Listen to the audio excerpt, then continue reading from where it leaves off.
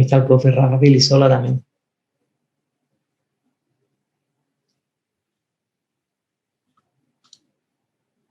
Bueno, muy buenas tardes a todos.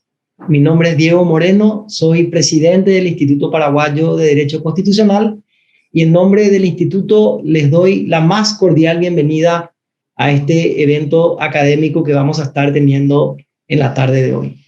Quiero agradecer en primer lugar a nuestro expositor, el profesor Andrés Gil Domínguez, un distinguido jurista y académico argentino y además un gran amigo y una excelente persona. Gracias, Andrés, por acceder a estar con nosotros en la charla de hoy. Desde hace un tiempo relativamente corto que el Instituto Paraguayo de Derecho Constitucional ha venido trabajando intensamente justamente para generar este tipo de espacios donde podamos discutir de la mano de académicos reconocidos y de prestigio temas de actualidad y de interés en materia constitucional. Así que gracias de corazón, Andrés, por aceptar esta invitación y por estar con nosotros el día de hoy. Quiero, a pesar de que Andrés es una personalidad muy conocida en el ámbito del derecho constitucional, voy a simplemente mencionar que él es abogado egresado de la Universidad de Buenos Aires, también es doctor en Derecho por esa misma Casa de Altos Estudios y también es postdoctor en Derecho por la Universidad de Buenos Aires. Es profesor en Derecho Constitucional en la UBA y también en otras universidades de su país y es profesor de doctorado en la Universidad de Salamanca y también en la Universidad de Sevilla, España. Es director del Instituto de Derecho Constitucional del Colegio Público de Abogados de la Capital Federal y es asesor general de asuntos legales e institucionales de la Confederación Argentina de Básquetbol. Es autor de varios libros y artículos, muchos de ellos referidos a la temática que nos convoca el día de hoy. Además, Andrés es un columnista invitado asiduo de algunos de los más importantes diarios de la República Argentina. Así es que muchísimas gracias, Andrés, una vez más por estar acá con nosotros en la charla de hoy. Quiero agradecer también al Colegio de Abogados del Paraguay y a Andoxa, en la persona del doctor Manuel Riera Domínguez, quien preside el Colegio de Abogados del Paraguay, por su apoyo institucional a esta actividad académica que nos convoca en la tarde de hoy. De igual modo, quiero agradecer a la doctora Adriana Marecos por la moderación de este panel y al público que nos acompaña tanto a través de la plataforma de Zoom como a través de YouTube, la gente que nos está viendo a través de YouTube. Entonces, a continuación me gustaría ceder la palabra al presidente del Colegio de Abogados de Paraguay, doctor Manuel Riera Domínguez. Gracias, Diego. Bueno, muy buenas tardes a todos. También me sumo a las palabras del doctor Diego Moreno. Andrés, muchísimas gracias por sumarte. Bienvenido.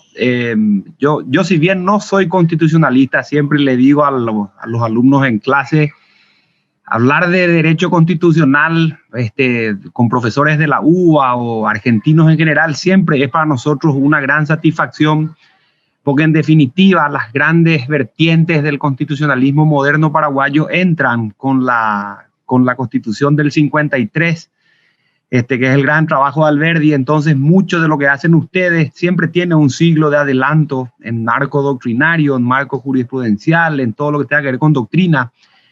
Entonces escucharlos a ustedes siempre es un gusto y además hoy venir a hablar de inteligencia artificial, de derechos humanos, es todo un tema porque es un tema de vanguardia para mucha gente futuro, para mucha gente presente. Ya en una oportunidad tuvimos en Paraguay el año pasado la presencia de Jordi Ferrer y del doctor Jordi Nieva Fenol, que tienen un libro de proceso y de proceso judicial e inteligencia artificial. También estuvo Fernando Martín Diz, que es un señor de Salamanca, un español, que nos hablaban de estos asuntos.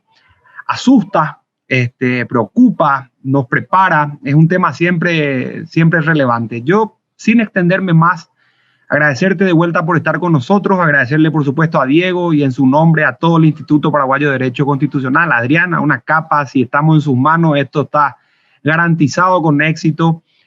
La gente del colegio está más que nada agradecida, Diego, por permitirnos apoyarte, porque en definitiva los próceres de todo este tipo de actividades son ustedes.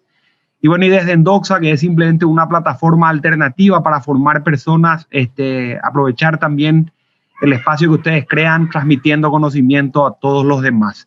A todos los demás presentes, los veo al doctor Jiménez, a Rafael Filisola, a Robert Marcial, a Giovanna, a todo el equipo que siempre trabaja detrás. Un saludo para ustedes. Y bueno, a disfrutar, Diego. Gracias, Andrés, de vuelta, a todo el equipo del instituto. Nosotros acá en Asunción, Paraguay, para recibirte apenas acaben estos problemas con el COVID. El primer asado a cuenta del colegio y si podemos recibirte en casa personalmente. Bueno, muchas gracias de vuelta. Muchas gracias, querido Mane. Muchísimas gracias por esas palabras.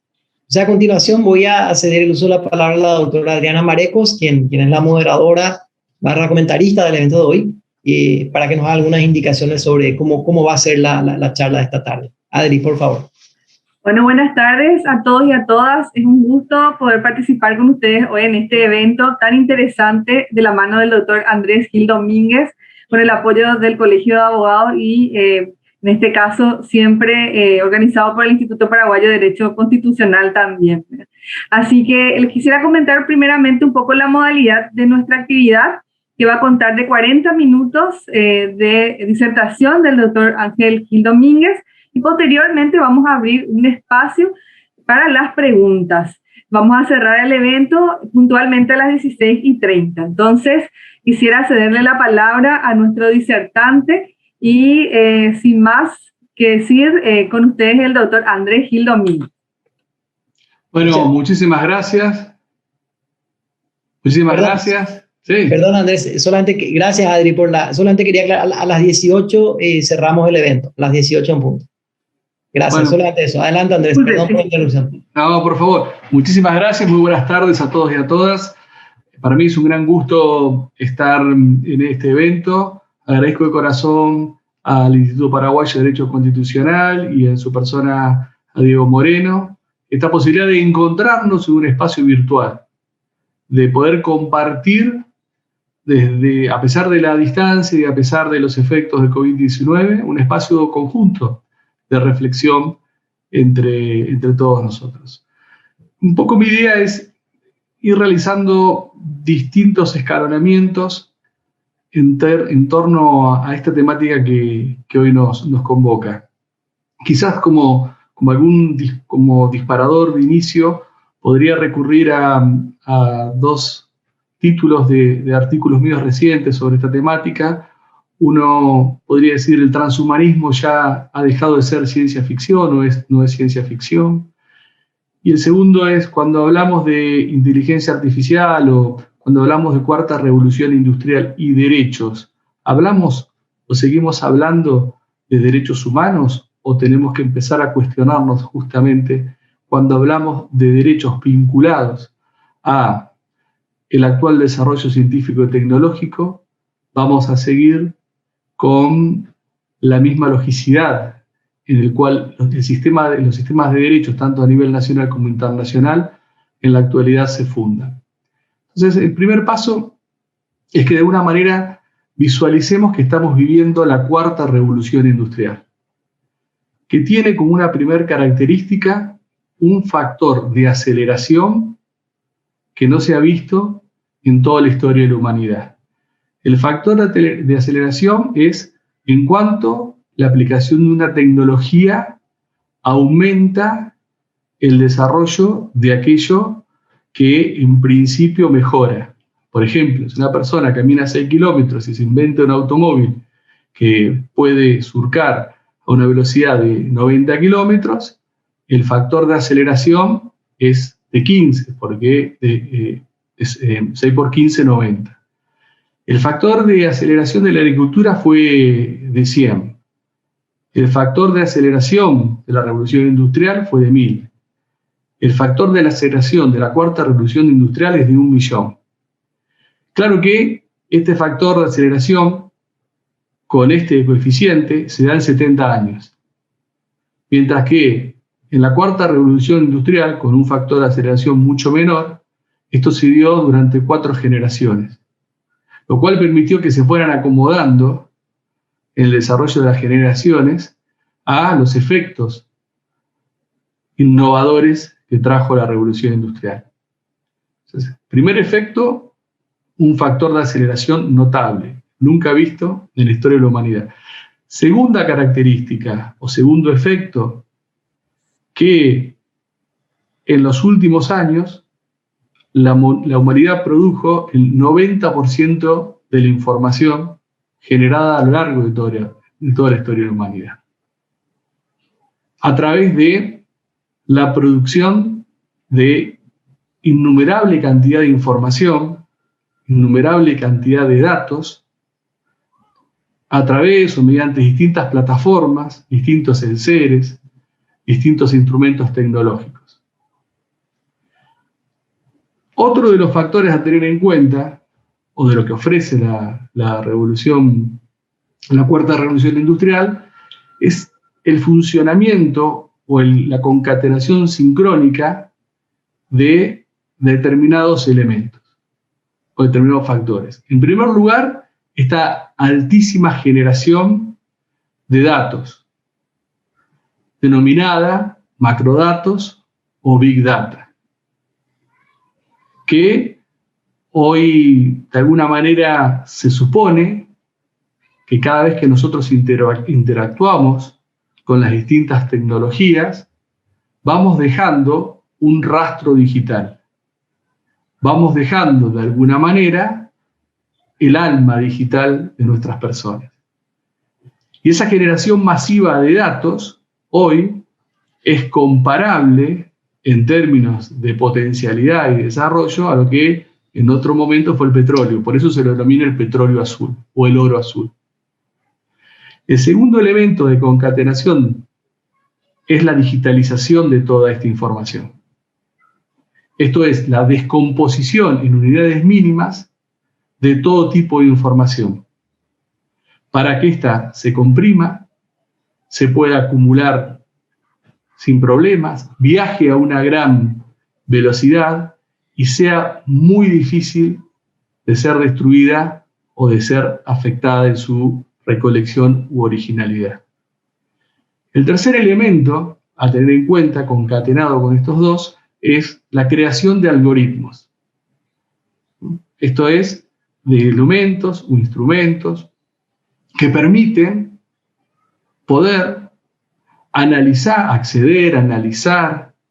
realizar predicciones, proyectar determinaciones en ese volumen de información que estamos generando en plazos y en condiciones que son imposibles de emular por una persona humana. Y el cuarto elemento a tener en cuenta es la generación a partir de estos algoritmos inteligentes de la inteligencia artificial. Una inteligencia artificial que, como veremos más adelante, puede tener, por un lado, una versión débil, por otro lado, una versión fuerte, y por otro lado, una versión que en la actualidad no existe, pero que se proyecta, o algunos suponen que va a existir, que es una visión de una inteligencia artificial súper inteligente, mediante la cual cuando aparezca llegaremos a lo que algunos autores llaman la singularidad tecnológica. El día que la inteligencia artificial, manifestada a través de distintas corporalidades, tome decisiones propias, pueda crear a su vez a otras inteligencias artificiales y supere la condición que hoy tiene el Homo sapiens sapiens de centralidad. Pero también hay otro elemento importante en términos de la cuarta revolución industrial, que la cuarta revolución industrial se da en el marco de una convergencia tecnológica, que está de alguna manera manifestada o descrita a través de un acrónimo que es el NBIC, que es nanotecnología, biotecnología, infotecnología con Big Data y lo que son las tecnologías de información y comunicación, y las ciencias cognitivas, donde encontramos la inteligencia artificial. Con lo cual, no solamente cuando uno se enfoca en el campo de la de la inteligencia artificial o de la cuarta revolución industrial, el sinónimo o la única expresión es la inteligencia artificial, sino que hay un punto en común en donde tenemos la nanotecnología. Esta es la capacidad de trabajar hoy con medidas impensadas hasta hace muy poco, en términos tecnológicos. La biotecnología con la capacidad de la recombinación genética o la capacidad de copiar el ADN como si fuera un copy-paste. La gran producción de datos masivos y la interconexión permanente de las personas en el ciberespacio, que ha hecho que Cisco Kit sostenga ya no hablar de un Internet de las cosas, sino de un Internet de las personas, por la eventual conectividad que va a existir entre todas las personas y el ciberespacio de las cosas en un tiempo no muy lejano. Y a su vez, la inteligencia artificial funcionando dentro de este esquema de convergencia tecnológica. Con lo cual, uno de los primeros resultados que yo observo de todo este andamiaje descriptivo de la cuarta revolución industrial es que, de alguna manera, y en términos lacanianos, nosotros nos hemos convertido en sujetos que gozamos a través de los datos, sujetos improntados por los datos, sujetos que de alguna manera estamos vinculados a un cierto narcisismo digital. Si uno piensa hoy cómo son nuestras relaciones en términos de las redes sociales, si uno piensa hoy cuando sale de casa, confía que Waze lo va a llevar a un lugar donde quiere ir y después uno va a poder regresar. Si uno confía hoy en que Netflix nos va a ir diciendo cuáles son las series o las películas que queremos ver. Si uno hoy piensa que nos queremos cerca de muchas personalidades que admiramos a través de TikTok. O si uno hoy piensa en Tinder, que es de alguna manera el Disney de la diversidad sexual, vamos a dar cuenta que el efecto hoy de la cuarta revolución industrial, en términos de la construcción de la subjetividad, es que ya no somos un Homo sapiens sapiens como éramos antes, sino somos un Homo sapiens sapiens con una impronta muy fuerte de los datos y de la digitalidad en nuestra vida cotidiana, lo cual reconfigura muchos supuestos que hasta este momento eran intocables, porque nosotros en más o en menos, jurídica o sociológicamente, teníamos en claro lo que era la intimidad. Pero ahora seguimos teniendo en claro lo que es la intimidad. Hoy quizás tenemos un manejo de datos que, visto dentro de algunos años, se ha observado con mucho asombro, como nosotros hoy vemos como muchas personas andaban en automóviles a alta velocidad sin cinturones de seguridad. Quizás en un futuro nosotros, digamos, cómo manejábamos los datos sin ningún tipo de seguridad, había cuenta que los datos nos improntan y nos determinan de esta manera. Entonces este es el primer elemento que me parece importante tener en cuenta. Cómo la revolución industrial, la cuarta revolución industrial, genera determinados elementos, determinados enseres, a tener en cuenta a la hora de tratar de dilucidar las relaciones entre inteligencia artificial y sistema de derechos. El segundo punto dentro de esta concatenación que quiero compartir es cómo uno de estos elementos, que es la digitalización, hace que no solamente hayamos recibido una improntación o estemos en un proceso de improntación subjetiva distinta, sino también que esto tiene un impacto muy fuerte en la construcción del constitucionalismo o en la visión del constitucionalismo, de manera tal que hoy podemos hablar de un constitucionalismo analógico y un constitucionalismo digital. Sí. Alessandro Barico, en un libro muy recomendable que se llama The Game, donde desarrolla toda la arqueología de la digitalidad, sostiene que el momento que pasamos de ser un homo analógico a un homo digital es cuando dejamos de jugar al metegol y cuando nos incorporamos a jugar al Space Invaders. Ese es el momento de la evolución de lo analógico a lo digital.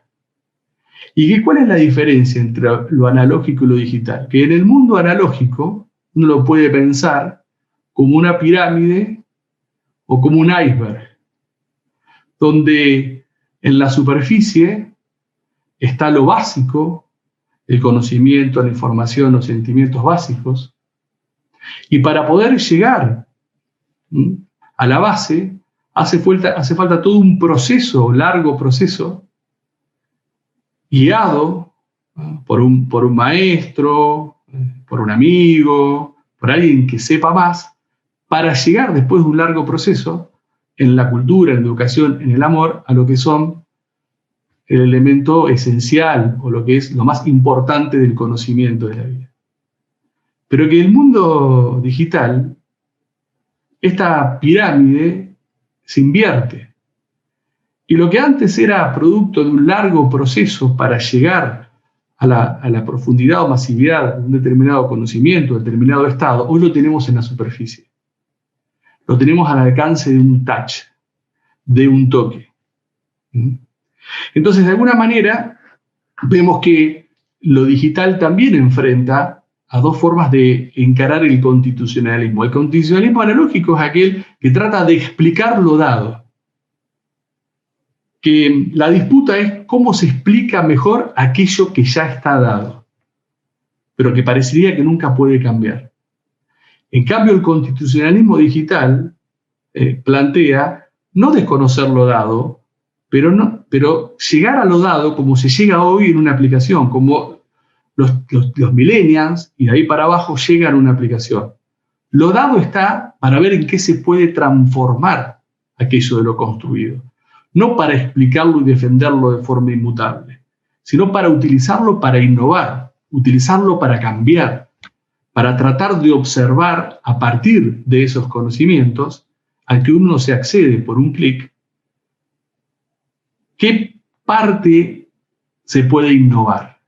Y me parece que también el elemento de la digitalización o la digitalidad hoy genera un enfrentamiento entre estas dos formas de ver el constitucionalismo. O el constitucionalismo en donde era muy bueno aquel profesor que explicaba el último fallo de la Corte Interamericana de Derechos Humanos, al cual nadie tenía acceso, y solamente por el hecho de explicarlo ya era un sabio que nos conducía a un gran conocimiento, o el de que cualquier fallo de la Corte Interamericana de Derechos Humanos está al alcance de todos, y entonces el proceso, la innovación, es explicar cómo ese fallo repercute en ese ámbito, en otros ámbitos, y cómo sirve para la academia, para el ejercicio de la profesión o para la satisfacción de los derechos. Entonces, un gran impacto de la digitalidad en términos de, hoy, una discusión tensional, una tensión entre dos formas de ver el constitucionalismo. El tercer aspecto que yo quería compartir es de la inteligencia artificial en sí misma. Yo les decía que hoy hay una división o dos categorías de inteligencia artificial muy, muy grande. La primera habla de una inteligencia artificial débil y otra una inteligencia artificial fuerte. La inteligencia artificial débil es aquella en la cual la persona, el ser humano, determina una cierta tarea para que la inteligencia artificial la realice con mucha más velocidad, mucha más precisión, mucha más eficacia que la que podría hacer la persona humana, pero el ser humano sigue teniendo el control sobre las variables de entrada y de salida de esa inteligencia artificial. Es la inteligencia artificial, es el paradigma simbólico de la inteligencia artificial. Muchas veces recreado a través de los diagramas de flujo de los árboles, en donde uno sabe que a través de la determinada información que ingresa va a ser un proceso de búsqueda, de predicción o determinación de información, pero que es algo que podría hacer la persona humana, lo que pasa es que no lo puede hacer en ese tiempo que lo hace y con la eficacia que lo hace la inteligencia artificial. Esto es muy utilizado para los diagnósticos médicos, por ejemplo. Pero también tenemos la inteligencia artificial fuerte, en donde comienza a haber, a través de la misma, un aprendizaje profundo, un aprendizaje que hace que la propia inteligencia artificial vaya mejorando, y en algunas de las paradigmas, como las redes neuronales, que hay varias que trabajan a través de varias capas, llega un momento en donde el trabajo que hace la inteligencia artificial, el mecanismo o el sistema que formula esa inteligencia artificial, escapa al conocimiento pleno del ser humano. Pero a su vez, este desarrollo de la inteligencia artificial fuerte permite que a través de este aprendizaje se desarrollen, por ejemplo, la traducción de lenguajes naturales, cierta capacidad autónoma, por ejemplo, en autos no tripulados o no manejados por seres humanos. Pero hay toda una discusión sobre la trazabilidad de este desarrollo de esta inteligencia artificial fuerte, porque comienza a haber un campo, un espacio, en donde el ser humano pierde, la persona humana pierde el control. De ahí el temor de que los resultados puedan estar influidos por determinados sesgos o que invadan ámbitos de la privacidad. Y después tenemos algo que es proyectivo, que hoy no existe, pero que supuestamente puede llegar a venir en un tiempo muy cercano, que es una inteligencia artificial súper inteligente, que tenga la capacidad de tomar sus propias decisiones, de crear otras inteligencias artificiales y que supere a la inteligencia humana. Es lo que se llama, que se conoce con el nombre de la singularidad tecnológica, que es aquello que todavía no existe, pero algunos creen que va a existir y que vamos camino a una posibilidad de llegar a esa situación.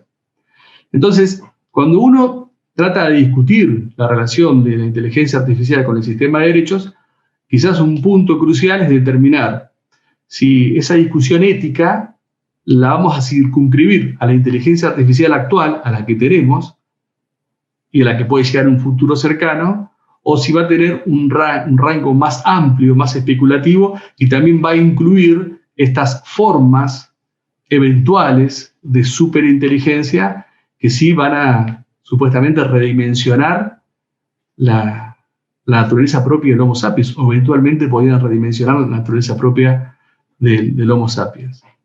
Aunque ya sin haber llegado a la singularidad tecnológica, algunos filósofos como el francés Eric Sadin ya hablan de una singularidad ontológica, que la existencia de la inteligencia artificial como la conocemos y la interacción permanente en nuestras vidas ha hecho que, en alguna medida, esa capacidad de asombro que tenía el Homo sapiens, esa capacidad de búsqueda por sí de sus gustos, de la verdad, de sus horizontes, hoy esté sesgada o esté seriamente disminuida por la influencia de la inteligencia artificial y esos ofrecimientos a partir de nuestros deseos datados y a través de la tecnología a la cual accedemos, que cada vez va quitándole más margen a la persona humana de decisión y cada vez o le impone ciertas cuestiones o bien lo induce o le marca el camino, quitándole toda esa capacidad de espontaneidad o de búsqueda, de asombro y de éxito y de fracaso en esa búsqueda. Una de las consecuencias entonces del advenimiento de la cuarta revolución industrial, de la convergencia tecnológica y de la inteligencia artificial es que han aparecido ciertos movimientos que ponen en tela de juicio, no desde el punto de vista del ordenamiento jurídico, pero desde un punto de vista filosófico, sociológico y antropológico, el antropocentrismo como una categoría cuasi religiosa, dogmática, inmutable, en términos de la existencia del ser humano. Y así han aparecido el transhumanismo y el poshumanismo. El transhumanismo, primero uno puede hacer una distinción entre un transhumanismo que hoy existe, que es el transhumanismo cultural, que ya ha enfocado o ha cuestionado el antropocentrismo, esta idea cuasi religiosa del hombre como la medida de todas las cosas, en relación a la existencia del entorno actual. Y por eso, movimientos feministas, tratando de correr este eje como elemento reproductor de ciertos modelos patriarcales y machistas, o los movimientos animalistas, a través de la reivindicación de los animales no humanos o de ciertas categorías de animales no humanos como sujetos de derecho, uno los puede considerar transhumanos desde una perspectiva cultural. Es decir, no quieren ninguna modificación del ser humano, pero sí lo que hacen es enfocar una crítica frontal al antropocentrismo. Pero hay otro tipo de transhumanismo. Y que esta filosofía y esta corriente transhumanista lo que propone es utilizar a todos los beneficios que propone la cuarta revolución industrial y la convergencia tecnológica para el biomejoramiento del ser humano, a través de la incorporación de tecnología al cuerpo humano y del mejoramiento de la persona. No intentan sustituir al Homo sapiens por una categoría evolutiva superior, sino que existe una evolución del Homo sapiens hacia el Homo Deus, como diría Harari, el Homo Roboticus, el Homo posorgánico. Y es más, dentro del transhumanismo se plantea como uno de sus objetivos darle muerte a la muerte. Que este mejoramiento biotecnológico al cual puede acceder la persona haga de nosotros seres amortales, no inmortales, amortales. Ya funciona en Estados Unidos Alcor y ya funciona en Rusia Kiorus, en donde son empresas que se dedican a la crioconservación de las personas para, una vez que fallecen, para ver si en el futuro se cuenta con la tecnología suficiente como para que sean revividas y poder vivir en un envase distinto al que hoy tenemos, que es nuestro cuerpo, que es perecedero y que es una biología que para el transhumanismo tiene que ser superada. Y el poshumanismo es el que plantea la convergencia entre el ser humano y la tecnología de forma tal que nuestro software deje de habitar el hardware de la biología para habitar el hardware de la tecnología y así convertirnos eventualmente en una especie interplanetaria. Claro que el poshumanismo propone un futuro que de alguna manera hoy está asignada por la literatura y por el cine de ciencia ficción. Ahora, lo que propone el transhumanismo ha dejado de ser de ciencia ficción.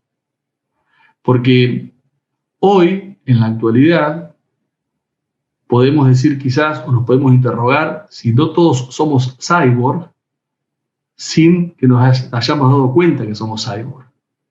Claro que uno puede decir, bueno, ¿qué es ser cyborg? Uno puede considerar a alguien cyborg de baja intensidad. ¿Por qué? Porque utiliza ciertos elementos como, por ejemplo, las lentes de contacto. O utiliza exocerebros, como por ejemplo la computadora o por ejemplo el celular. Ahora, uno puede avanzar más y plantearse, bueno, puede haber un cyborg de media intensidad, que son todas aquellas incorporaciones biotecnológicas a los cuerpos que hacen que algunas personas que habían perdido la visión, recuperen la visión, que habían perdido la audición, recuperen la audición, o bien que controlen de alguna manera ciertos síntomas del Parkinson. Pero tenemos otros cyborg que hoy conviven con nosotros. Quizás el más conocido es Neil Harbinson, el chico de la antenita, que por una patología de nacimiento donde no podía ver solamente blanco y negro y gris, lo que hizo es generar una interfase, conectarse una antena a su cerebro que sobresale por 30 centímetros de forma tal que a través de ella puede tener una visualización del entorno en colores, pero a su vez puede recibir comunicaciones, recibir datos y conectarse con la Estación Espacial Internacional. Pero no solamente está Neil Harbinson, está también Moon Rivas, que se instaló en sus talones cierta nanotecnología para percibir los movimientos sísmicos y de esa manera generar una suerte de arte a través de su percepción y transfiriéndolo a formatos de música. Está Manel Muñoz, está Steve Mann, por ejemplo, que se instaló una cámara que le permite transmitir en vivo y en directo toda su vida. Y así otros ejemplos. Ahora, ya tenemos ciertas cuestiones para discutir sobre el derecho, el Homo sapiens y el Homo sapiens mejorado. Porque, ¿qué sucede con Neil Harbinson si le rompen la antena? ¿Es un daño a la persona o un daño a la cosa?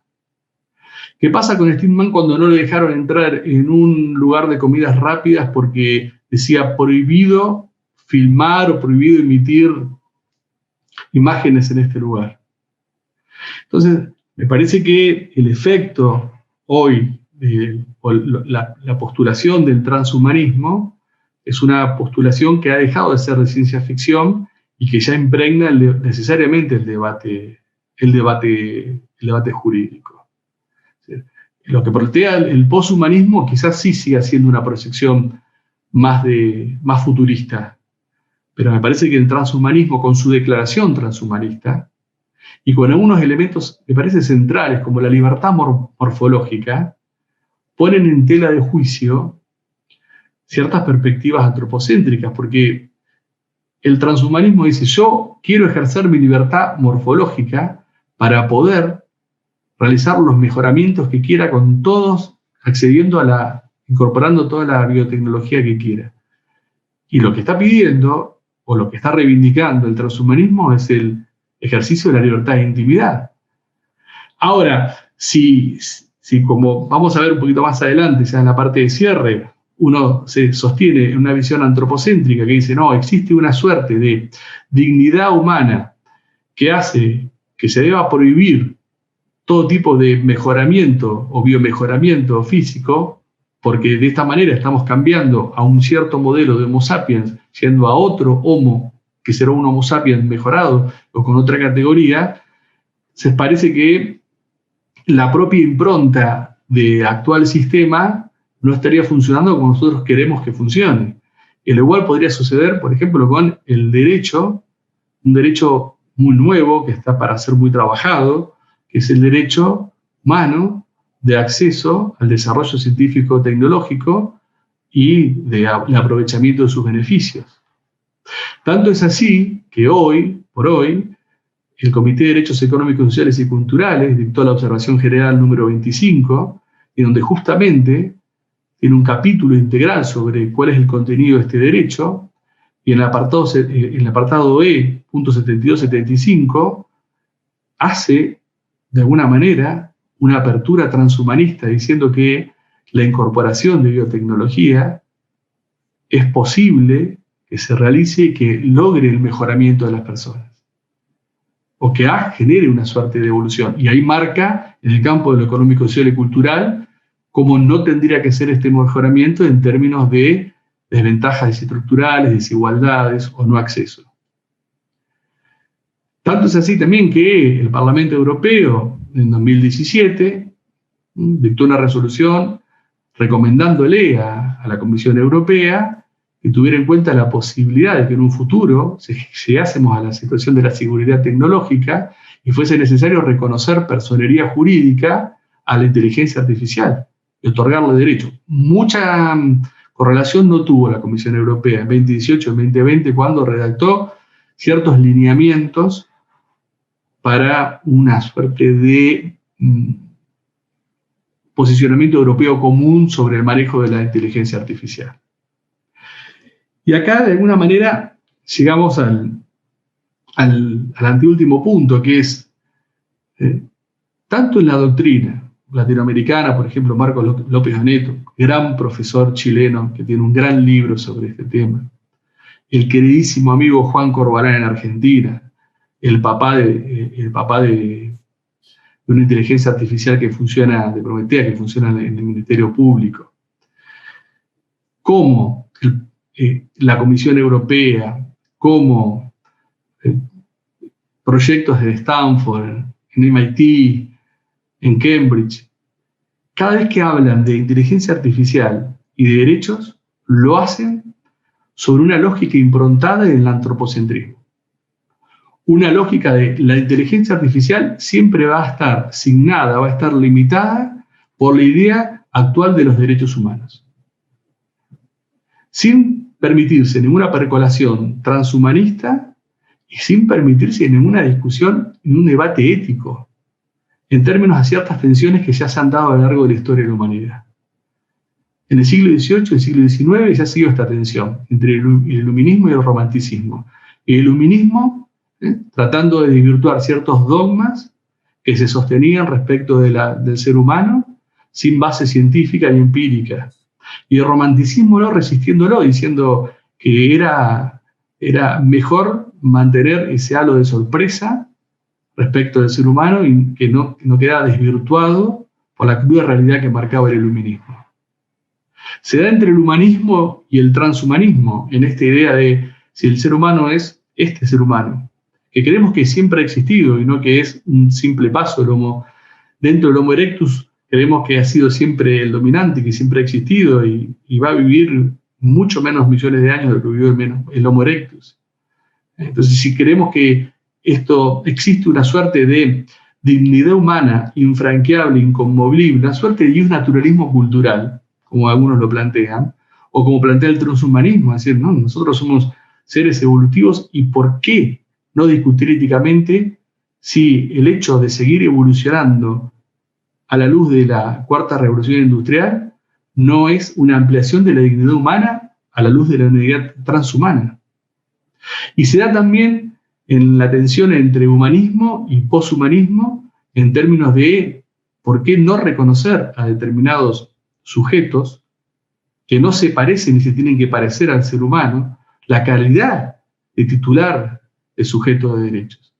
Porque pensemos que cuando uno habla de inteligencia artificial, no solamente esto es, y de una inteligencia artificial muy fuerte, no esto es sinónimo de una inteligencia artificial como soft, incorporado exclusivamente a un hard que tenga la forma de robot humanoide. Estamos hablando de distintas manifestaciones, como puede ser un bot, como puede ser un motor de búsqueda. Que esa singularidad que puede llegar a adquirir en el futuro la inteligencia artificial, tomando decisiones y haciendo por esa capacidad y ese sentido de querer existir, un sujeto de derecho digno de ser reconocido como tal, es lo que plantea la dicotomía del poshumanismo contra el humanismo. Y de alguna manera, a mí siempre me gusta traer a colación un capítulo de la serie Star Trek, que lo fue utilizado oportunamente por Robert Alexi, en donde hay un robot humanoide que se llama Data, que quiere ser desmantelado por la corporación para hacer una duplicación de él en serie. Y el robot humanoide se opone. Entonces van a un juicio donde el comandante Picard es su defensor y en donde lo que se discute es cuáles son las características que tiene que tener un ente para atribuírsele derechos. Y se llega a la conclusión que cuando Data expresa que lo peor que le podía pasar si los desmantelaban era que iba a perder todos los recuerdos y los recuerdos que lo vinculaban a todo su entorno, que no hace falta ser como un humano, sentir como un humano, o tener las características de un humano como para tener ciertas características, ciertas particularidades que lo hagan ser un agente moral digno de respeto. Y también nosotros lo vemos a esto en la parte final de una de mis películas favoritas, que es Blade Runner, cuando en la parte final, podemos decir el robot humanoide, o el humanoide, no lo mata al agente Deckard, al replicante, no lo mata al agente Deckard, porque en el último momento, más allá de su característica y que se estaba muriendo, preservó, más allá de su contenido, preservó la vida, más allá de la muerte. Entonces, esto nos arroja al último punto que quería compartir con ustedes, que es en esta relación hoy que uno plantea entre inteligencia artificial y derechos, necesariamente tenemos que incorporar el concepto de la sintiencia como una característica que pueda llegar a definir a un agente moral. Me parece que tenemos que descartar la idea de solamente hay agentes morales que tengan conciencia, que tengan capacidad de un determinado plan de vida en términos humanos, e incorporar la sintiencia como un elemento determinante a la hora de considerar a las inteligencias artificiales en sus distintas expresiones como agentes morales en términos de si deben responder o no responsablemente, y como sujetos de derecho en términos de qué se les puede respetar o no. Y esto no es nuevo, porque hablábamos en la introducción, antes de la apertura, del caso Orangutana Sandra, en donde justamente a mi querida, representada, la mejor clienta que tuve, la orangutana Sandra, se le reconoció su capacidad de persona humana y un sujeto de derecho sobre la base de considerar a la sintiencia la capacidad de expresar placer, de sentir dolor, en términos totalmente distintos al ser humano, como un atributo particular a los efectos de considerarlo una persona no humana y un sujeto de derecho. ¿Por qué no ponernos a pensar sobre la sintiencia electrónica como un elemento que va a surcar el debate sobre el derecho y la inteligencia artificial, y donde mucho más que en la parte introductoria, cuando nos planteamos este tema y hablamos de inteligencia artificial y hablamos de derechos, lo humano está hoy, por lo menos, en una profunda crisis. Muchísimas gracias, quedo a disposición. Nuevamente, gracias al Instituto Paraguayo de Derecho Constitucional, muchas gracias a Diego, y les mando, quedo a la espera de ustedes, pero igual antes les quiero mandar un gran abrazo, un abrazo digital desde Argentina. Muchísimas gracias, doctor Andrés Gil Domínguez. Ha sido realmente una charla sin desperdicios, excelente. Quisiera abrir entonces a partir de ahora un espacio para las preguntas que quieran hacer los participantes de este encuentro. Primeramente me gustaría darle la palabra al doctor Diego Moreno, nuestro presidente del instituto, que tiene una pregunta para realizar. Adelante, doctor. Mira, Adri, ahí vi que Fátima está levantando la mano, no sé si ella quiere hacer una pregunta. Yo solamente era para romper el hielo, así que si le quieres dar la palabra a Fátima. Perfecto. Fátima, adelante también. No sé si era para mí o para... no, me parece que levanté sin querer porque tengo que acá unos botones porque estoy en el celular. Me da vergüenza mi pregunta porque no puedo captar bien esto del sintiencia. O sea, me costó un poco captar qué significa. O sea, no pensaba preguntar porque no quería mostrar mi ignorancia, pero a mí me cuesta digerir el tema, a lo mejor porque no tengo familiaridad con la inteligencia artificial, ¿verdad? Pero ya que parece ser que sin querer levanté la mano. No, pero está muy bien, Fátima, porque estos son conversatorios para intercambiar ideas. Acá somos Sí, todos ignorantes. porque te digo, a mí los conceptos, o sea, me son nuevos y también me chocan un poco, ¿verdad? Porque rompen el esquema de una formación tradicional. Entonces, como que era como pedirte si podíamos recapitular un poco más. Pero porque... mira, a ver si te lo puedo explicar, por eso lo expliqué de forma muy compleja, pero yo creo que el antropocentrismo, como base de asignación de derechos, por eso hablamos de derechos fundamentales y hablamos de derechos humanos, ha estado sostenido consciente o inconscientemente sobre la base de un trípode o sobre la base de una triqueta, que es la cognitividad, la conciencia, más la capacidad de desarrollar un plan de vida. Eso sería la base del antropocentrismo. Si vos no tenías estas características, no eras un ente merecedor de atribución de derechos, o ser titular de derechos humanos o de derechos fundamentales. Ha habido construcciones ficcionales en términos de las personas discapacitadas y en ciertos momentos también de niños y niñas, que no tenían esa capacidad, pero que existía alguien que se la tuviese que los podía reemplazar en su decisión. Ahora, si vos apartás eso, o no es que lo apartás, lo tomás, pero decís, bueno, puede existir otro elemento a la hora de poder considerar a un ente como susceptible de tener derechos, porque este otro elemento es tan importante como esta triqueta. Por más que esta triqueta o este tríptico haga que el ser humano sea, entre comillas, más evolucionado o superiormente evolucionado que ese otro ente. Y ahí apareció la sintiencia animal, que es la sintiencia, esta capacidad de percibir dolor, de percibir placer y de manifestar un cierto grado de cognitividad distinta a la cognitividad humana.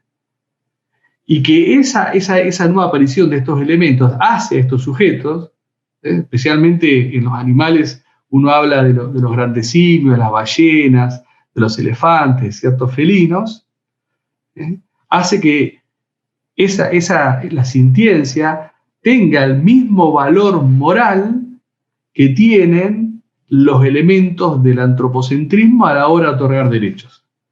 Ahora, ese esquema, hoy llevado a el desarrollo de la inteligencia artificial, hace que vos tengas que poner a discutir sobre un futuro cercano, sobre inteligencias artificiales funcionando en robots con cuerpos de humanos, o inteligencias artificiales funcionando en un bot, ¿no? Por ejemplo, Elon Musk ha desarrollado en Eterni una aplicación en donde se genera un bot con los recuerdos, la voz, la vida de una persona que ya no está. Y el bot, esta inteligencia artificial, se va retroalimentando con la persona que habla, entonces vos tenés la sensación o la capacidad de estar hablando con un bot que se va retroalimentando de los recuerdos de esa persona que afectivamente vinculada a vos que no está, y que a su vez va aprendiendo de tu vida y de lo que vos le decís de ese entorno que va viviendo con tu vida presente. Entonces, esa es la discusión que hoy necesariamente me parece que hay que plantear, porque yo veo que cada vez que se discute sobre inteligencia artificial y derechos, o sobre ética e inteligencia artificial, la doctrina, la legislación, la Unión Europea, las grandes universidades, plantean siempre encorsetar a la inteligencia artificial sobre el paradigma de los derechos humanos antropocéntricos. Como si eso fuera inmutable, como si eso fuese una categoría que no puede cambiar, ni para mejorarte vos a través de la incorporación de tecnología y a tener derechos como ese sujeto mejorado, ni tampoco para ver que inteligencias artificiales en determinados desarrollos que pueden llegar a ser agentes morales dentro de una sociedad y tener determinados derechos. Eso es lo que yo veo que me parece que tiene que ser disruptivo, tenemos que abrir la cabeza para pensar, porque ya no es que el transhumanismo es ciencia ficción. No es years and years. Hay transhumanistas, y muchos de nosotros somos quizás transhumanistas sin darnos cuenta. No es que tenés que tener una inteligencia artificial como GER, porque ya hay, en base muy primigenia del desarrollo de inteligencias artificiales en robots humanoides muy elementales de mujeres que son acompañantes. Entonces hay todo un debate hoy dentro del feminismo sobre si la prostitución de robots humanoides entra en la categoría o no de una reproducción del sistema patriarcal o no.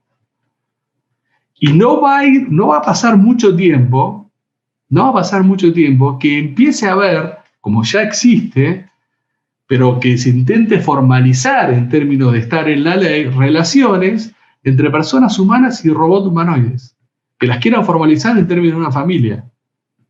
No estamos muy lejos. Entonces, si seguimos pensando el derecho pura y exclusivamente en cómo controlamos a la inteligencia artificial, como si el derecho la pudiese controlar, cómo controlamos la inteligencia artificial en el paradigma del antropocentrismo, me parece que nos estamos perdiendo un campo de discusión muy enriquecedor. Y yo no le tengo miedo, yo soy un transhumanista, yo me defino como transhumanista, yo no le tengo miedo a la incorporación a la tecnología, al contrario. Muchas gracias, doctor, por su respuesta. Tenemos ya 2 preguntas más en el chat. Primeramente le tenemos a Cristian Roy, que hace la siguiente pregunta. ¿Qué remedio constitucional podría ser efectivo para resguardar el derecho al trabajo? ¿Podría ser viable una suerte de ingreso básico universal en atención al desempleo que traerá consigo la automatización del trabajo? Una vez que responde la pregunta, tenemos después ya otra pregunta del doctor Manuel Riera y seguidamente del doctor Diego Moreno. Entonces, voy contestando de a una. Sí, es muy buena esta pregunta, porque uno de los dilemas éticos de la aparición de la inteligencia artificial es si el reemplazo mediante la automatización de la IA de muchos de los trabajos y de los factores de producción de hoy no va a generar un gran desempleo o una ruptura muy grande en la igualdad. Son unos temas que se discuten.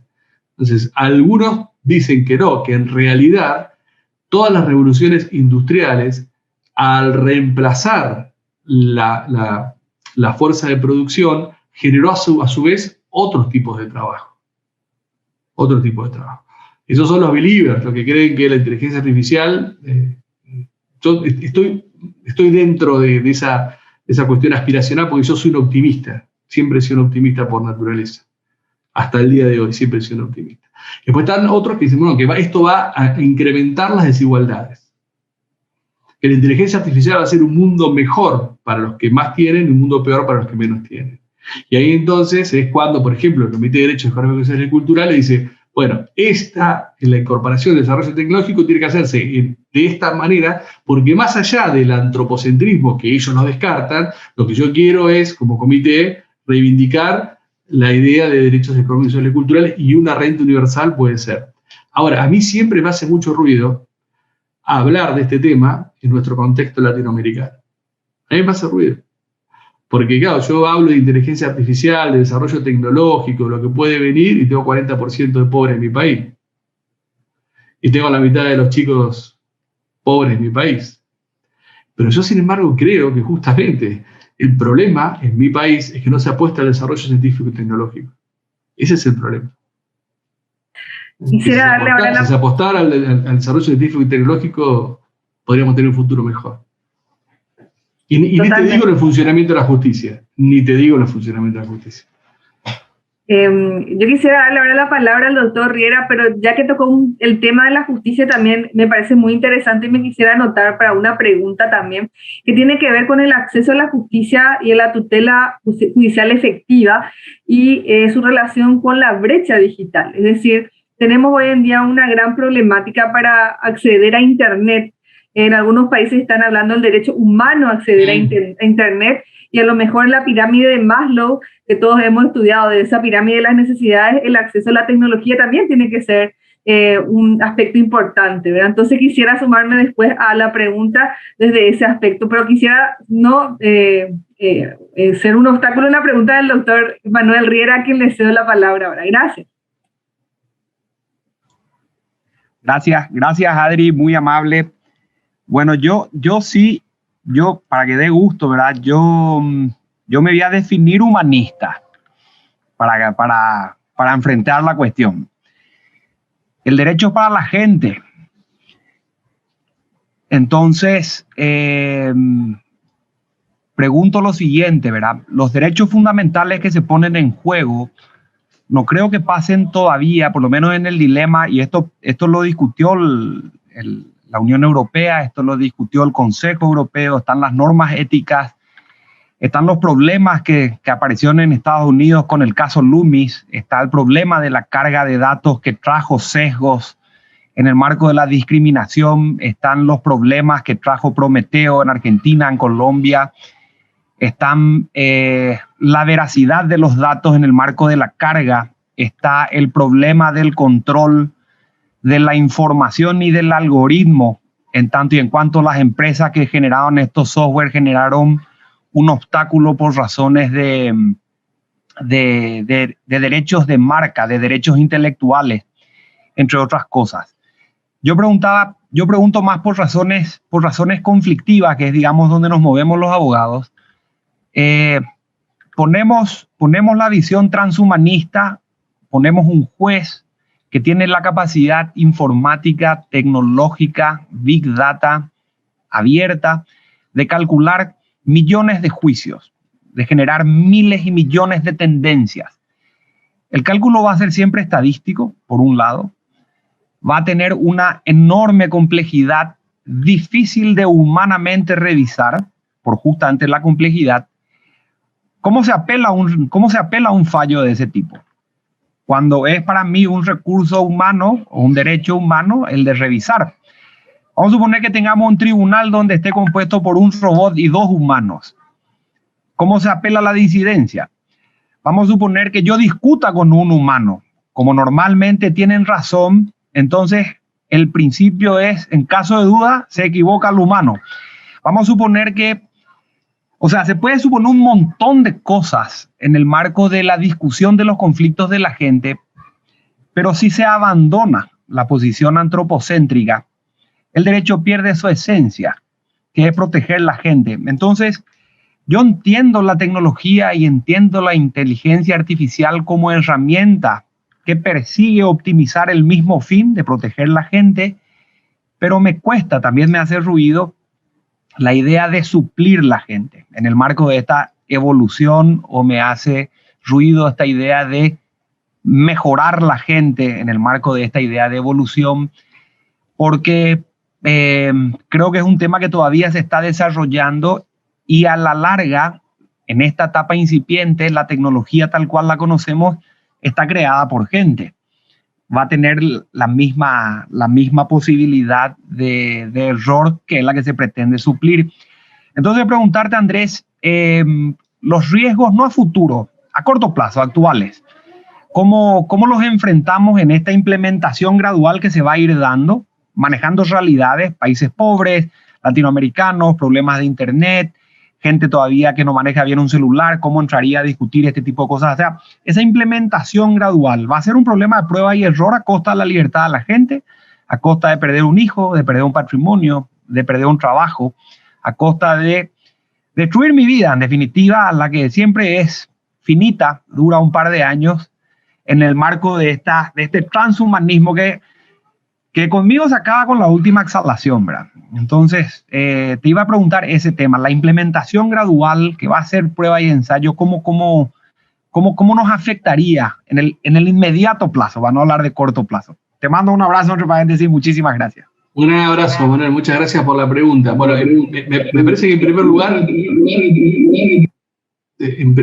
tenemos que distinguir entre lo que es el transhumanismo y lo que es la inteligencia artificial aplicada a la vida del Homo sapiens. Porque el transhumanismo lo que propone es el mejoramiento de la persona a través de la incorporación de tecnología en base a la libertad morfológica y eventualmente el día de mañana poder este software biológico vertirlo en un hardware tecnológico.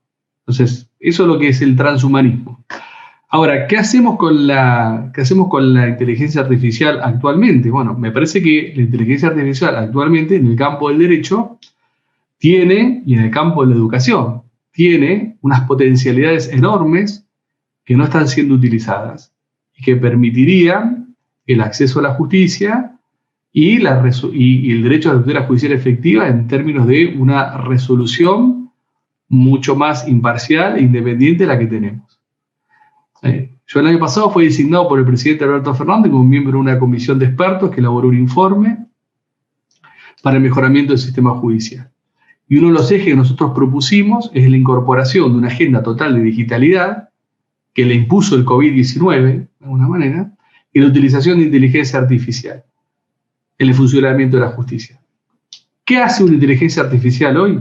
Una inteligencia artificial hoy permite que aquel trámite, por ejemplo, en la Corte Suprema de Justicia, que tarda un año en términos de hacer un proyecto y dar distintas alternativas. Entonces decía que el trabajo de un año lo hace en 15 minutos. Y después, bueno, los jueces estarán en situación de resolver. Ahora, a partir de ahí, a partir de incorporar la inteligencia artificial, uno puede ver cuánto tiempo tarda cada juez en resolver. Y por qué un expediente que entró 3 años después de otro es resuelto. O sea, me parece que hoy es más, nosotros tenemos un país de 40 y pico % de pobres, en donde tenemos una conectividad del 80 al 90%. Entonces me parece que el uso de la tecnología, especialmente el sistema de justicia, puede ayudar en el ejercicio de la profesión para que el abogado se encargue de realizar el trabajo propiamente dicho de defensa y no tener que hacer los trabajos de compilaciones, de búsqueda, que lo pueda hacer una inteligencia artificial, para igualar a los abogados y a las abogadas frente a los fueros, porque si la inteligencia artificial es quién conoce más la lógica, y entonces que el abogado se encargue solamente de realizar las tareas propias de la estrategia, que ya existen en los Estados Unidos. IBM ha desarrollado Ross Intelligence, que es una inteligencia artificial de apoyo para los estudios jurídicos.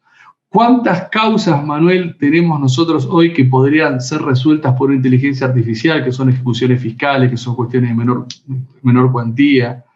Entonces, me parece que hoy por hoy la idea del robojuez es una idea lejana. Ahora, lo que no es una idea lejana es la incorporación de la tecnología y del elemento de la cuarta revolución industrial para el mejoramiento de la institución. Nosotros, en el básquet argentino, en un año digitalizamos todo el básquet argentino. Todas las inscripciones, todos los torneos, todas las transferencias están digitalizadas. Contratamos una inteligencia artificial que se encarga de realizar todas las tablas de posiciones, de realizar todos los pases. Y con eso, ¿nosotros qué mejoramos? Despapelizamos, mejoramos el ambiente, dimos transparencia, porque no hay más dinero físico, sino dinero digital. Generamos la igualdad de oportunidades, porque todos los directores técnicos del pueblo más chiquitito tienen la misma posibilidad de ver cuántos puntos metieron el equipo que jugó antes. Bueno, eso lo hicimos en el básquet argentino. ¿Cómo eso no lo vas a poder desarrollar en la justicia para mejorar la justicia? Entonces me parece que la cuarta revolución industrial hoy en breve tiene mucho para desarrollar en términos de una agenda de digitalización y de innovación con inteligencia artificial. Hay 13 países en América Latina que lo tienen. Argentina no lo tiene. Argentina no lo tiene. Muchas gracias, doctor. Realmente estamos pasando por una contingencia. No, pero es habitual esto, ¿eh? No tenga problema, es habitual. Me hace sentir un poquito la cancha de Boca lleno, porque me encanta, a mí me hace bien esto, me hace sentir un poquito la cancha de Boca lleno, me encanta. Así mismo, doctor. Bueno, desde siempre desde el humor, bueno, le cedo también la palabra a nuestro presidente que quiere hacer una pregunta. Le paso la palabra. Adelante, Diego. Muchas gracias, Adri. También me sumo al pedido de disculpas, Andrés. No sé si esas personas eran cyborgs o eran subhumanos. Ahí no sé cómo encasillarlo. Yo te iba a hacer una pregunta que fue contestada cuando Christian Roy te hizo esa pregunta tan interesante y hablaste del tema de la desigualdad. Y ahí yo tengo varias preocupaciones. Ahí ese famoso pasaje de la obra de Hobbes en el Leviatán, donde él dice, bueno, hasta los más fuertes se tienen que cuidar porque en algún momento van a tener que acostarse a dormir, a descansar, y en ese momento el más débil te puede matar. Entonces, la pregunta iba por ahí, ¿qué pasa si una persona utilizando estos avances tecnológicos se convierte en una especie de super persona, con una cantidad de habilidades adicionales, y eso va generando desigualdades no solamente físicas, sino en todos los órdenes de la vida? Pero creo que ya contestaste esa pregunta. No, y aparte hay una lógica de una ética transhumanista que la expresa muy bien Nick Bostrom, donde dice mejoramientos no para ser estéticamente mejor, sino mejoramientos para tener una vida más larga y una mejor vida. Entonces hay como una diferencia que plantea el transhumanismo. Es una cosa es el mejoramiento para ser, porque quiero ser más alto, y otra cosa es un mejoramiento para vivir más porque le ganaste el cáncer.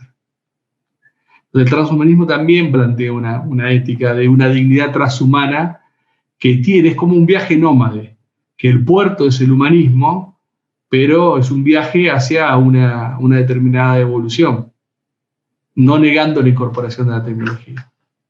Excelente, me complace muchísimo la respuesta porque me conduce a la pregunta que iba a hacer en sustitución a la primera, que es, bueno, ya que hay cuestiones éticas involucradas en todo esto, en el supuesto caso de que lleguemos, te voy a hacer una pregunta futurista, totalmente futurista, pero en el supuesto caso de que lleguemos a un estado donde tengamos de cyborgs y robots con una inteligencia artificial desarrollada, y que se debiese establecer una carta de derechos de estos cyborgs o robots, ¿quién debería intervenir en la elaboración de esa carta de derechos? ¿Los humanos, los transhumanos, los cyborgs, los robots? ¿Quién debería intervenir? Y para mí deberían intervenir todos aquellos que puedan intervenir, según cómo esté la sociedad en ese momento.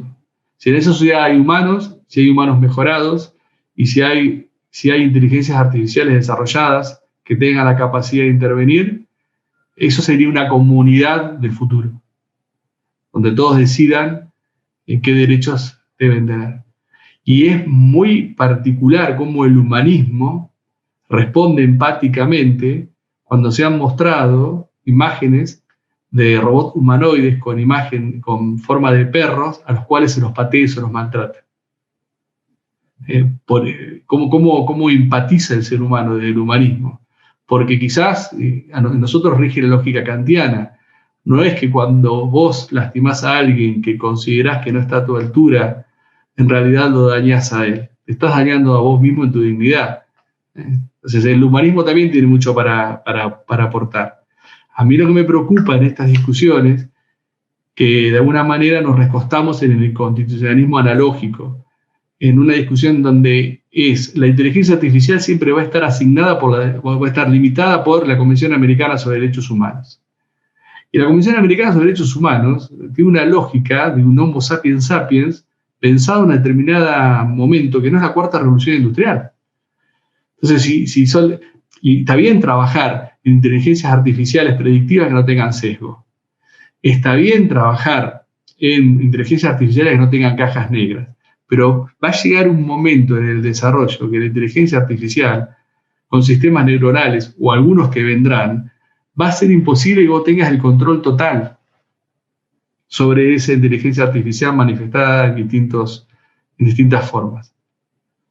Va a ser imposible que vos tengas. Bueno, frente a ese sujeto, ya me parece que uno tiene que ir pensando desde una perspectiva no antropocéntrica. Y no porque sea algo inusual, porque solo pensamos con los animales no humanos. Gracias, doctor, por su reflexión. Tenemos una última pregunta de Christian Roy, que también quiere hacer una pregunta. Le cedo la palabra a Christian. Adelante. Hola, ¿qué tal? Disculpen, quería saber si se escucha bien. Perfecto. Sí, ¿qué tal? Muy buenas noches. De verdad me pareció muy, muy interesante la charla. Quería nada más justamente compartir. Últimamente estuve teniendo un acercamiento a una socióloga contemporánea que se llama Shoshana Zuboff, donde ella escribe sobre modelos de hipervigilancia, como por ejemplo el modelo chino. Y hace justamente un análisis muy interesante en el sentido de que ella plantea que la fuente de materia prima en la economía anteriormente siempre fue la naturaleza. Uh-huh. Pero que hoy día, con la cuestión de la cuarta revolución industrial, que no hay mayor fuente de riqueza hoy día que la actividad privada, o sea, los datos, lo que se denomina Big Data, ¿verdad? Y justamente mi planteamiento plantea que los datos son la nueva fuente de riqueza porque son recursos infinitos, la producción no depende de la naturaleza. Y mi planteamiento va en el sentido de cómo evitar que esta cuarta revolución industrial no tenga un devenir en un sistema de hipervigilancia, ya que estos modelos de hipervigilancia son justamente los modelos ideales para recolectar y acumular estos datos, ¿verdad? En el sentido como, por ejemplo, el modelo chino, este modelo de hipervigilancia, de recolección y de acumulación de datos. Entonces, ¿qué medidas legales se pueden tomar para regular de alguna manera estas instituciones privadas que acumulan estos datos de forma diaria, de una forma bastante increíble, ¿verdad? En comparación a años anteriores. Nada más eso. Bueno, te agradezco la pregunta. Es una pregunta compleja, porque imagínate, si yo te pudiera dar una respuesta concreta, estaría con Elon Musk al lado de él. Pero a mí me parece que si vos planteas algo muy importante que ya se está discutiendo en términos de unos límites éticos de la inteligencia artificial, son las aplicaciones de reconocimiento facial. Una de los límites éticos de la inteligencia artificial es esta capacidad de recolectar una gran cantidad de datos. Y me parece que uno de los también desafíos del derecho es buscar las nuevas formas, primero, de consentimiento digital, y los nuevos habeas data, que tendrán otro nombre. Esas son las herramientas que uno puede tener. Pero hay un grave problema, especialmente de los millennials a los zetas y hacia abajo. Es que hoy en este entramado de digitalidad datada, el goce y el disfrute no está en que no conozca nuestra intimidad, está en mostrar nuestra intimidad. Me parece que muchas veces en los enfoques y los análisis que hacemos hay un tema generacional también. Nosotros somos una generación que concibimos la intimidad de una determinada manera, pero las generaciones milenias hacia abajo conciben la intimidad de otra manera y el manejo de la intimidad de otra manera. Nosotros éramos fuertes si nuestra intimidad era preservada y nadie sabía de nuestra vida más allá de lo que nosotros quisiéramos dar. Hoy, la subjetividad, la intersubjetividad, y muchas veces la intersubjetividad en términos de orden simbólico y de reflejo en la sexualidad en sentido amplio, está en mostrar. Entonces, es complejo analizar sin tener una respuesta determinada. Es complejo hoy analizar la privacidad con nuestros parámetros o como fue en nuestras construcciones doctrinarias, a la luz de cómo hoy las nuevas generaciones, que son los que nos van a suceder y los que vienen, tienen ese vínculo con el dataísmo en términos de Harari. Y a veces me parece que a nosotros, a esta generación, para enfocar estos temas, le hace falta leer menos a Dworkin, menos a Lexi, menos a Ross y más a Elon Musk y a Jeff Bezos, para entender un poco más el fenómeno. Me parece que hoy es más predominante ver esta idea de Elon Musk de querer llegar a Marte en 2030 y de los desafíos tecnológicos que desde el sector privado se lleva adelante que de cierta filosofía que es contemporánea, pero que por ahí choca con ciertos estándares de lo que se está construyendo. Y a menos que nosotros nos volvamos transhumanistas, somos la generación que nos vamos a ir. Somos la generación que entró de refilón en la cuarta revolución industrial. La que viene, la que está y la que viene es la que va a construir un sistema totalmente distinto. Pero en el ahora me parece que el debate está justamente en esto, en límites de inteligencia artificial a través de consentimientos digitales expresos y efectivos y herramientas de limitación de datos. De cuando uno considera que ese dato o que a través de la configuración de los datos se le está dañando, tenga herramientas efectivas.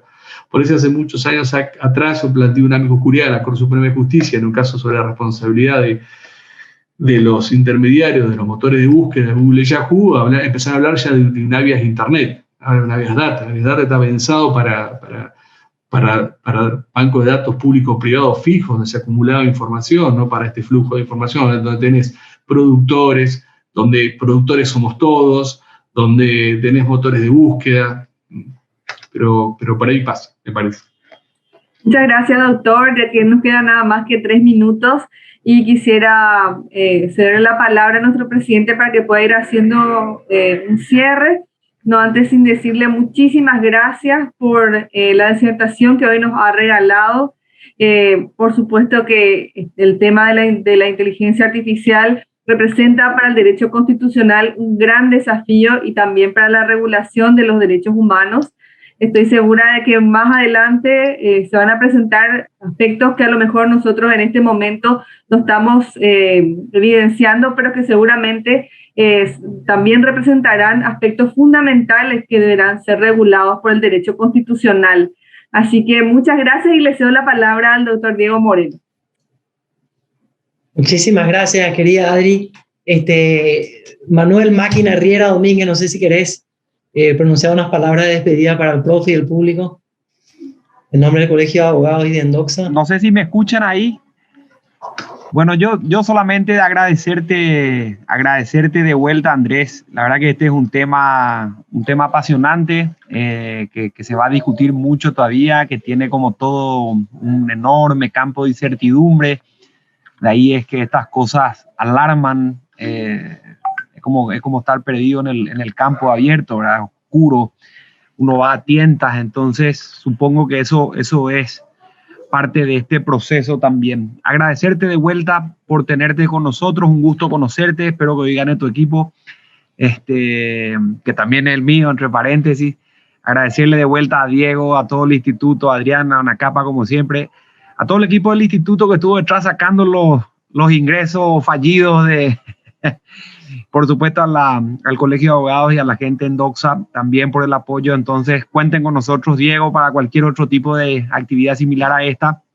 Y bueno, y desearles el mejor de los éxitos a todos ustedes. Gracias de nuevo, Diego. Gracias, Andrés. Muchísimas gracias.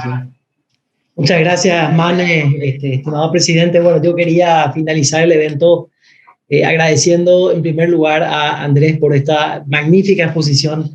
Sabíamos que el tema era de muchísimo interés, sabíamos que el tema era de muchísima actualidad, sabíamos que iba a ser una charla entretenida. Lo que yo no me esperaba era esta interpelación a nuestras convicciones y a nuestras creencias más profunda y hasta nuestra propia cosmovisión. Y en ese sentido creo que la charla ha rebasado todas las expectativas porque nos deja un tendal de interrogantes con el cual todos los que te hemos escuchado esta tarde tendremos mucho acerca de lo cual reflexionar, Andrés. Así que muchísimas gracias por tu tiempo, muchas gracias por aceptar haber dado esta charla tan pero tan interesante, y espero que tengamos la ocasión de en otro momento seguir profundizando sobre estos temas. Gracias de corazón, Andrés. Quiero agradecer también, por supuesto, a Adriana por la moderación del evento, esa impecable moderación de Adri. Muchísimas gracias, Adri. Quiero reiterar mi agradecimiento al Colegio de Abogados del Paraguay y a Endoxa en la persona del doctor Manuel Riera Domínguez, Quiero agradecer también al Instituto Paraguayo de Derecho Constitucional, a todos sus miembros, a la comisión directiva, por apoyar decididamente este evento, y en particular a la comisión de eventos del Instituto Paraguayo de Derecho Constitucional, que estuvo trabajando intensamente hoy, bloqueando a los cyborgs que trataban de ingresar a nuestra charla virtual. Y por supuesto a los asistentes, a todas las personas que nos acompañaron, les recuerdo que esto va a quedar grabado en el canal de YouTube del Instituto Paraguayo de Derecho Constitucional y que van a poder consultar y volver a escuchar esta charla y también pasársela a las personas que puedan tener algún interés y que no hayan podido participar el día de hoy. Así que con eso doy por cerrado el evento. Andrés, muchísimas gracias una vez más de corazón. Muchísimas gracias, un abrazo digital desde acá y que tengan una gran semana. Gracias, Andrés. Saludos para todos. Gracias por acompañarnos.